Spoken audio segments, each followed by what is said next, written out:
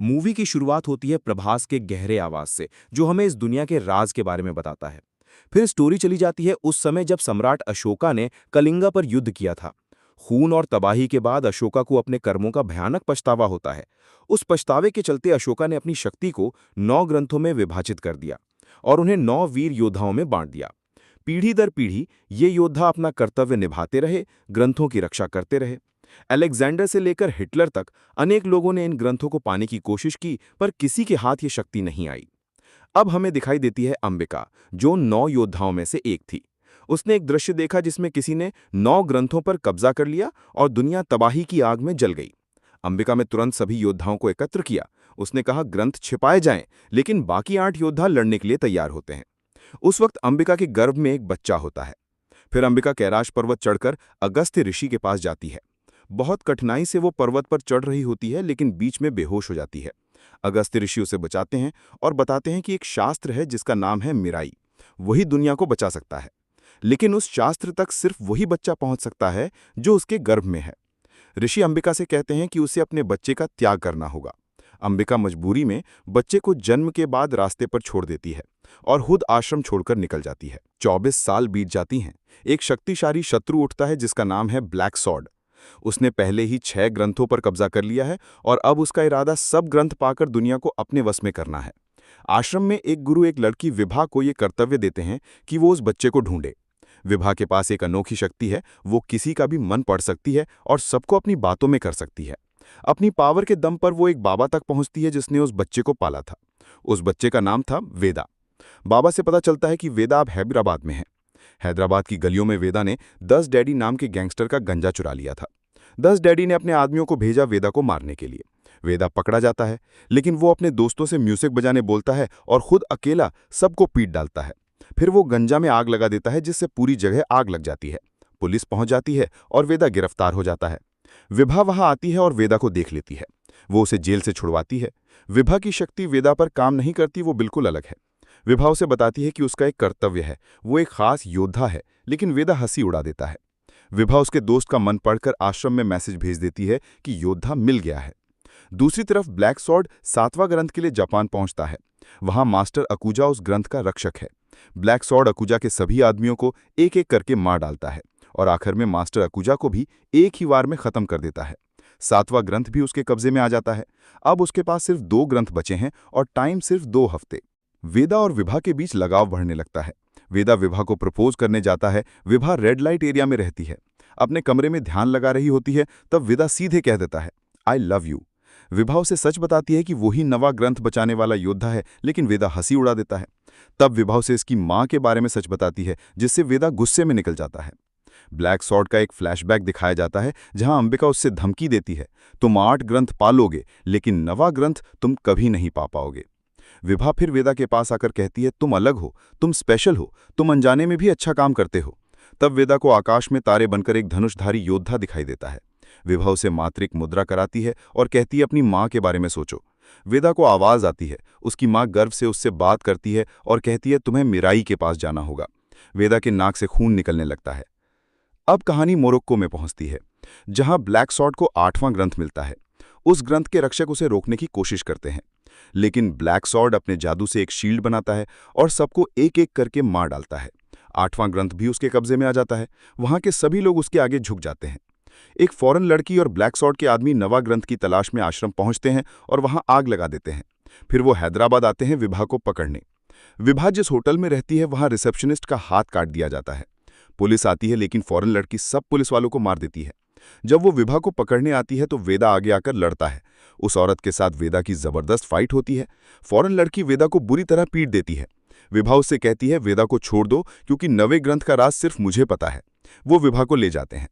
वेदा फिर से मातृक मुद्रा करता है और अपनी मां से आवाज सुनता है, मिराई के पास जाओ। वेदा निकल पड़ता है हिमालय की तरफ। ये वही पहाड़ है जहां 300 साल में जो भी गया वापस नहीं लौटा। वेदा कठिनाइयों से गुजरकर एक जगह पहुंचता है जहां से रोशनी आ रही होती है। उस रोशनी के अंदर एक शास्त्र था और उसकी रक्षा कर रहा था एक विशाल गरुड़ जिसका नाम था संपादी। संपादी वेदा पर हमला करता है। वेदा उससे बचने की कोशिश करता है। उस जगह बर्फ की एक सतह थी। वेदा ने उसे तोड़ दिया और दोनों पानी में गिर गए। तब वेदा को मां की बात याद आई, गरुड़ को वश में करने के लिए उसके सिर पर हाथ रखना है। वेदा ने ऐसा ही किया और संपादी को शांत कर दिया। फिर वेदा बर्फ तोड़कर उस शास्त्र को अपने हाथ में ले लेता है। जब वेदा पहाड़ के पास वाले गांव में आता है तो सभी गांव वाले उसके सामने घुटने टेककर उसे अपना रक्षक मान लेते हैं। मूवी का अगला चैप्टर पुलिस स्टेशन से शुरू होता है। सीसीटीवी फुटेज चल रहा होता है और सब ऑफिसर शॉक में देख रहे होते हैं कि एक अकेली फॉरेन लड़की ने किस तरह 29 पुलिस ऑफिसर्स को खत्म कर दिया। हर एक का एनकाउंटर उसने ऐसे किया जैसे इंसान ना हो, कोई राक्षसी शक्ति हो। ये सब देखकर पुलिस डिपार्टमेंट के चेहरे पर डर साफ नजर आता है। इसी वजह से डिसाइड होता है कि एक स्पेशल टास्क फोर्स बनानी होगी जिसका मिशन होगा उस लड़की के पीछे जाना, मिराई का राज ढूंढना और वेदा को कंट्रोल करना। इधर दूसरी तरफ वो फॉरेन लड़की विभा को अपनी कस्टडी में रखती है। विभा के हाथ बंद दिए गए होते हैं और उसे टॉर्चर किया जा रहा होता है। उसके चेहरे पे दर्द भी है और जज्बात भी, लेकिन वो टूटी नहीं है। उधर वेदा अपने नए शस्त्र मिराई के बारे में और भी गहराई से जानने की कोशिश कर रहा होता है। तभी एक दिव्य प्रकाश के साथ उसके सामने अगस्त्य ऋषि प्रकट होते हैं। वेदा तुरंत प्रणाम करता है और उनसे पूछता है, मिराई की शक्ति क्या है, उसे कैसे यूज किया जा सकता है। अगस्त्य ऋषि अपनी शांत और गहन आवाज में कहते हैं, मिराई से तुम जगह के बंधन तोड़ सकते हो, समय और दूरियों की सीमाएं तोड़ सकते हो, लेकिन याद रखना वेदा, जब तक तुम अपनी आत्मा और मन को मिराई से एक नहीं कर लेते तब तक मिराई के असली पावर्स तुम्हारे लिए बंद रहेंगे। और फिर ऋषि उसे एक रास्ता बताते हैं, तुम्हें सिद्धा क्षेत्र जाना होगा, वहां तुम मिराई की असली शक्तियों को समझ पाओगे। स्टोरी अब एक बड़े फ्लैशबैक में चली जाती है। हमें दिखाया जाता है ब्लैक स्वॉर्ड का बचपन, जिसका असली नाम था महावीर। उसकी मां को गांव वाले कुड़ैल कहकर मार डालते हैं। गांव के लोगों का अंधविश्वास उस बच्चे की पूरी जिंदगी को अंधेरों में ढकेल देता है। बाप दूसरी शादी कर लेता है और सौतेली मां के साथ महावीर का जीवन और भी नरक बन जाता है। दिन रात लोग उसे मनहूस और चुड़ैल का बच्चा कहकर जलील करते। पर महावीर एक समझदार और प्रतिभाशाली बच्चा था। एक दिन उसने अपने दम पर पहाड़ में से रास्ता बनाया और पूरे गांव तक पानी पहुंचाया। लेकिन लोगों ने उसका शुक्रिया अदा करने के बजाय कह दिया, ये तो भगवान की कृपा है। उस पल महावीर के दिल में भगवान के लिए पहला गुस्सा जाग उठता है। उसे महसूस होता है कि चाहे वो कुछ भी करे, क्रेडिट हमेशा भगवान को ही मिलेगा। धीरे धीरे उसका गुस्सा आंधी तूफान बनने लगता है। एक दिन उसने अपने सबसे बड़े बुली को मार दिया, फिर मंदिर के पंडित को खत्म कर दिया, बाद में अपने खुद के परिवार को भी जान से मार दिया। लेकिन फिर भी उसकी प्यास नहीं बुझी। अंत में उसने पूरे गांव को आग के हवाले कर दिया और वहां से हमेशा के लिए भाग गया।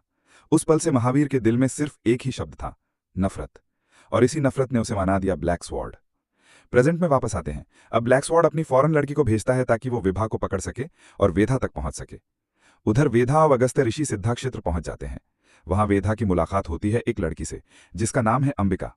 अंबिका उसे बताती है कि उस जगह पर कभी भगवान राम ने ध्यान किया था और वही जगह है जहां मिराई को स्थापित करना होगा ताकि उसके असली पावर्स जागृत हो सकें।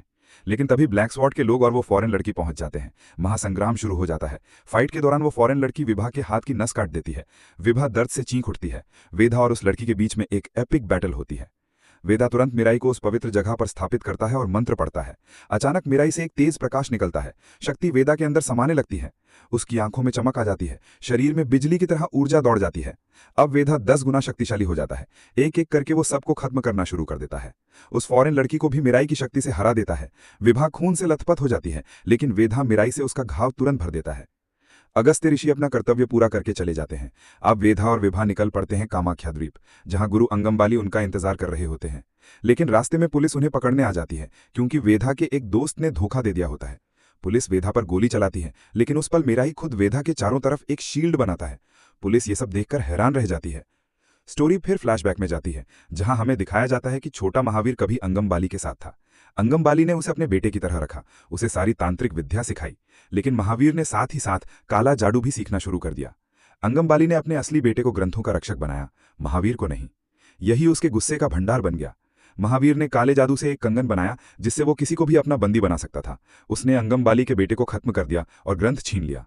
पूरा गांव उसके कंगन के जादू के नीचे गुलामों की तरह जीने लगा। तब अंबिका सामने आई। उसने अपने आप को उस कंगन के साथ आग लगाकर सैक्रिफाइस कर दिया और सारे गांव वालों को मुक्ति दिलाई। जाते जाते अंबिका ने महावीर को धमकी दी, तुम 8 ग्रंथ तो पालोगे, लेकिन 9वां ग्रंथ तुम्हें कभी नहीं मिलेगा।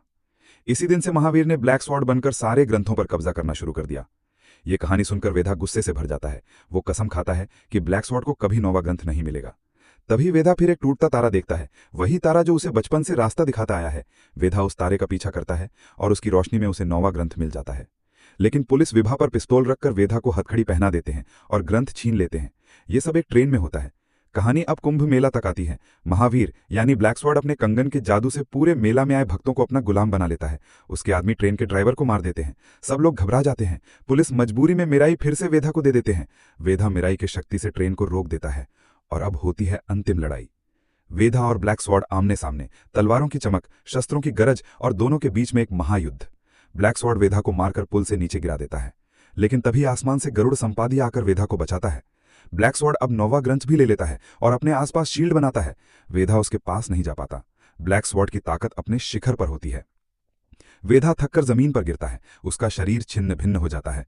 फिर वो अपनी मां अंबिका की तरह अपने आप को कंगन के साथ आग लगाकर बलिदान देने लगता है। लेकिन उस वक्त हमें अंबिका और अगस्त्य ऋषि की आवाज सुनाई देती है।